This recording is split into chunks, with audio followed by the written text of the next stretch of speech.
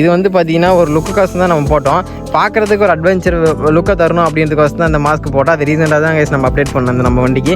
அப்புறம் பார்த்தீங்கன்னா இந்த வைசர் போடக்குள்ளே வந்து பார்த்தீங்கன்னா கொஞ்சம் பார்த்து போடுங்க. ரொம்ப இந்த ஸ்க்ரூலாம் வந்து கரெக்டாக ஒரு கரெக்டான சைஸில் இருக்க ஸ்க்ரூ தான் ஏற்றணும். ரொம்ப லாங் ஸ்க்ரூ ஏற்றினீங்கன்னா இந்த ஹெட்டில், அதாவது இந்த லைட்டோட ஹெட்டு தூமிங் இருக்கும், அங்கே ஏறிடுச்சுன்னா இந்த ஃபுல்லாக அது கிராக் ஆயிரும், இந்த இடத்துல உடஞ்சிடும். இண்டிகேட்டர்ஸ் எதுக்கு மாற்றணும்னு பார்த்தீங்கன்னா இண்டிகேட்டர்ஸில் ஒரு பிரச்சனை இருக்குது. அதாவது ஹோண்டா வண்டி வச்சிருக்கீங்க எல்லாத்துக்கும் தெரியும். அந்த இண்டிகேட்டர்ஸ் யாராவது பின்னாடி உட்காரவங்க ஏறக்குள்ளே பார்த்தீங்கன்னா கால் பட்டு உடஞ்சிக்கிட்டே இருக்கும். நீங்கள் எத்தனை புதுசாக மாற்றினாலும் அந்த இண்டிகேட்டர் வந்து உடஞ்சிட்டே தான் இருக்கும்.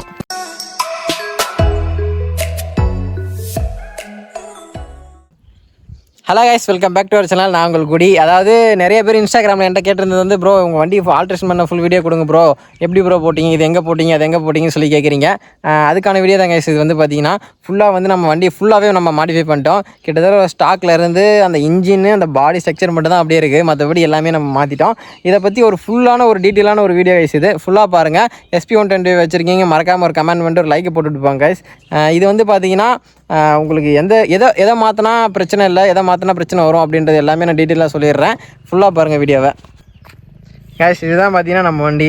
நிறைய பேருக்கு தெரியும், புதுசாக வந்து வீடியோ பார்க்குறவங்களுக்கு நம்ம வண்டி இதுதான் கேஷ். நம்ம இதில் என்னென்ன ஆல்ட்ரு பண்ணியிருக்கோன்னு பார்த்தீங்கன்னா டயர் ஆல்ட்ரு. ஃபஸ்ட்டு வந்து பார்த்தீங்கன்னா நான் ஆல்ட்ரு பண்ண விஷயம் பார்த்தீங்கன்னா டயர் ஆல்ட்ரு பண்ணியிருக்கேன் கேஷ்.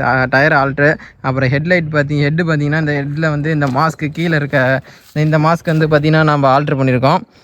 அப்புறமேட்டு ஹேண்ட் கார்டு, ஹேண்டில் பாரு, இந்த வைசரு, இந்த ஃபாக் லைட்டு, இதெல்லாம் வந்து பார்த்திங்கன்னா நம்ம மேஜராக ஆல்ட்ரேஷன் பண்ணியிருக்கோம். அது மட்டும் இல்லாமல் இண்டிகேட்டர்ஸ் எல்லாம் மாற்றிடுங்க. இண்டிகேட்டர் வந்து பார்த்திங்கன்னா இந்த இண்டிகேட்டர்ஸ் KTM இண்டிகேட்டர்ஸ் போட்டிருக்கோம்.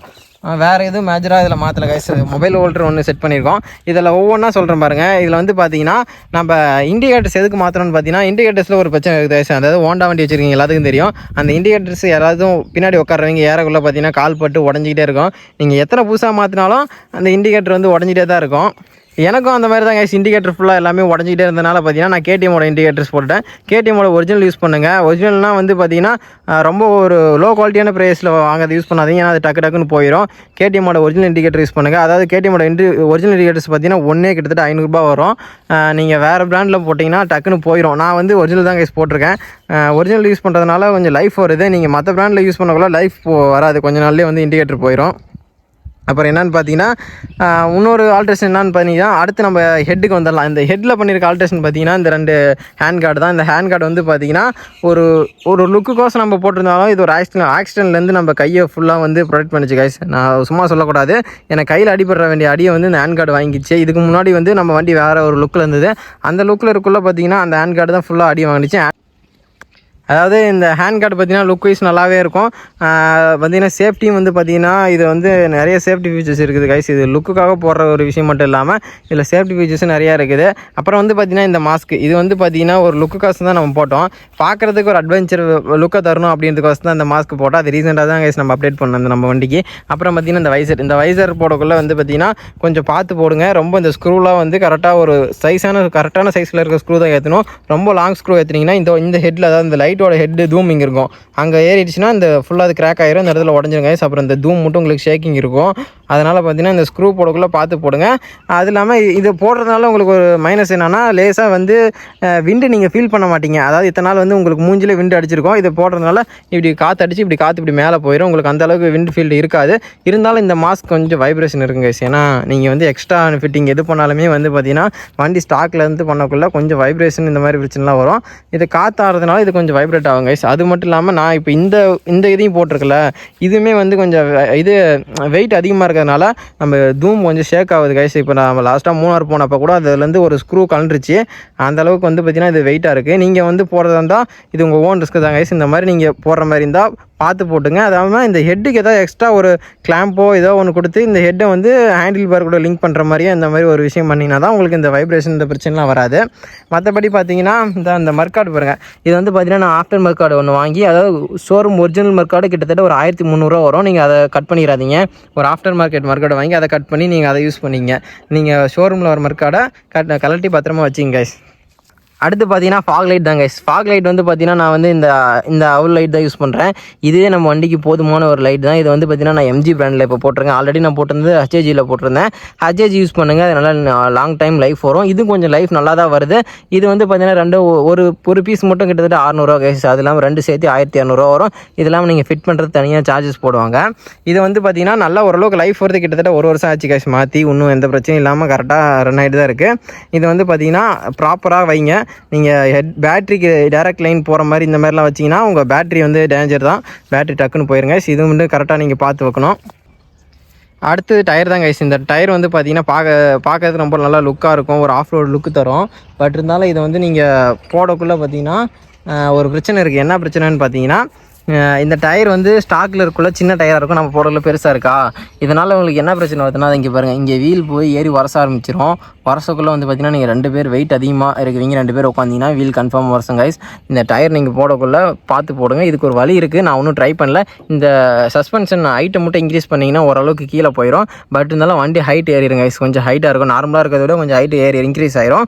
அப்புறம் வந்து பார்த்தீங்கன்னா இந்த வீல் லப்பர், இந்த டயர் போட்டதுனால எனக்கு வீல் லப்பர் வந்து டக்குன்னு போயிடுது. இல்லை அதனால தான் அந்த பிரச்சனையா இல்லை வேறு எதனால அந்த பிரச்சனை வருதான்னு எல்லாம் ஒன்றும் கண்டுபிடிக்க முடியல. பட் இருந்தாலும் அந்த ஒரு பிரச்சனை இருக்குது கைஸ். வீல் லப்பர் வந்து பார்த்தீங்கன்னா டக்குன்னு போயிடுது. அப்புறம் வந்து பார்த்தீங்கன்னா இந்த டயர் மாற்றுறதுனால இதான் கைஸ் பிரச்சனை. வேறு ஒன்றும் பெரிய பிரச்சனை இல்லை. மைலேஜ் கொஞ்சம் ட்ராப் ஆகும். ஏன்னா வந்து ஸ்டாக் டயருக்கும் இதுக்கும் மைலேஜ் கொஞ்சம் ட்ராப் ஆகும். அதெல்லாம் நீங்கள் ஓகேனா இந்த மாதிரி ஆல்ட்ரேஷன் பண்ணிக்கலாம். பட் ஓட்டுறதுக்கு நல்லாயிருக்கும் கைஸ். செம்ம க்ரிப்பான டயரு. எல்லா இடத்துலையும் ஓட்டக்குள்ளேயும் வந்து எனக்கு இது க்ரிப்பு மிஸ் ஆனதே இல்லை. கிட்டத்தட்ட நான் அந்த டயரை தேய்ச்சிட்டேன். இது ஃபுல்லாக வந்து பேட்டர்ன் அதிகமாக இருந்தது. நான் எவ்வளோ ஓட்டி அந்த டயரை தேய்ச்சிருக்கேன்னு பாருங்கள். மற்றபடி இதில் எந்த பிரச்சனையும் இல்லை. வீல் லப்பர் தான் போயிடுது.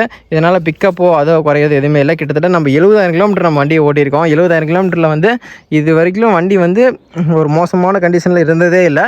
இப்போ வரைக்கும் ஒரு ஷோரூம் கண்டிஷனில் தான் வச்சுருக்கேன். நீங்கள் வந்து லாங் ரைட் போகக்குள்ளே வந்து இந்த மாதிரி பிரச்சனைலாம், லாங் ரைடு எவ்வளோ தூரம் போகலாம், இத்தனை கிலோமீட்டர் ஓட்டலாம் அப்படின்னு சொல்லி கேட்குறீங்க. எனக்கு தெரிஞ்சு 100 கிலோமீட்டர்ஸ் ஓட்டலாம் கைஸ். நான் மேக்ஸிமம் 100 கிலோமீட்டர்ஸ் ஓட்டியிருக்கேன். அதாவது 80 to 90 100 கிலோமீட்டர்ஸ் ஓட்டி நம்ம ரெஸ்ட் எடுத்து அதுக்கப்புறமேட்டு வேணால் திருப்பி ரன் பண்ணலாம். ஏன்னா நம்ம வண்டியில் வந்து ரேடியேட்டர் கிடையாது, நம்மளது வந்து ஏர் கூல்டு இன்ஜின் தான். அதாவது ஏரில் தான் கூல் ஆகும்.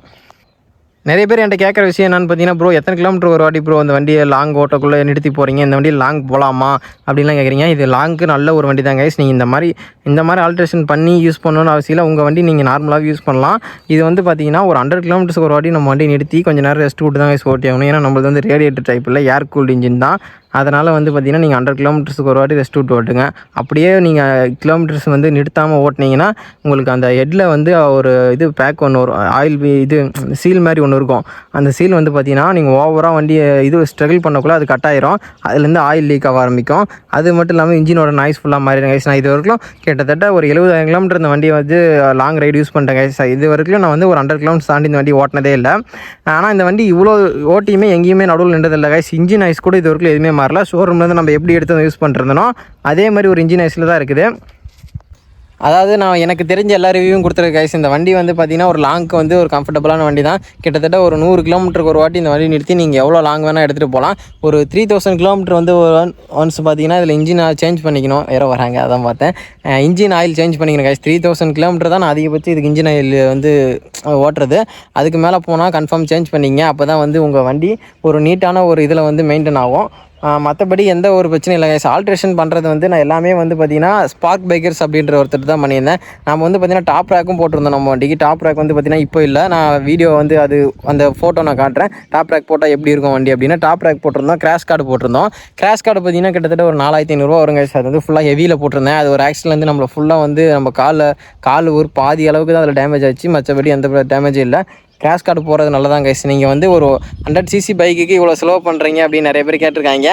பட் இருந்தாலும் நம்ம மனசு திருப்திக்கு நம்ம செலவு பண்ணிக்கிட்டோம். இதுதான் கைஸ் நான் பண்ணியிருக்க மேஜரான ஆல்ட்ரேஷன் எல்லாமே நான் உங்கள்கிட்ட சொல்லிட்டேன். இதுதான் வந்து நம்ம வண்டியில் பண்ணியிருக்கோம்.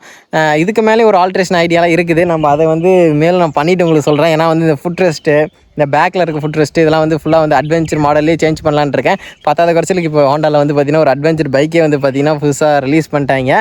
அது ஒரு இன்ட்ரெஸ்ட்டாக தான் இருக்குது. சரி அந்த பைக் கூட எடுத்துடலாமா அப்படின்னு ஒரு முடிவில் தான் இருக்கேன். பட் இருந்தாலும் நமக்கு இந்த ஃபஸ்ட்டு பைக்கே இவனை வச்சு நம்ம லடாக் போயிட்டு தான் நம்ம வேறு பைக் எந்த பைக் இருந்தாலும் எடுக்கிறதா ஒரு முடிவில் இருக்கேன். சரி கைஸ், இந்த வீடியோ வந்து உங்களுக்கு யூஸ்ஃபுல்லாக இருக்கும்னு நினைக்கிறேன். எனக்கு தெரிஞ்ச எல்லா விஷயமும் சொல்லியிருக்கேன். மறக்காமல் வீடியோ ஃபுல்லாக பார்த்தவங்களுக்கு ரொம்ப தேங்க்ஸ் கைஸ். அடுத்து நம்ம ட்ராவல் கண்டென்ட்டில் பார்க்கலாம். நம்ம வீடியோவில் நம்ம சேனலில் பார்த்தீங்கன்னா அதிகமாக ட்ராவல் ரிலேட்டடான வீடியோ தான் போடுவோம். அடுத்து நம்ம ட்ராவல் ரிலேட்டடான வீடியோவில் பார்க்கலாம். தொண்டையே கட்டிச்சு கைஸ். கிட்டத்தட்ட 1 மணி நேரமாக போராடிட்டு இருக்கிறேன் இந்த வீடியோ எடுக்கிறதுக்கு, அங்கேயும் இங்கேயுமா. ஒரு வழியாக எடுத்துட்டேன். டாடா கைஸ், பை பை.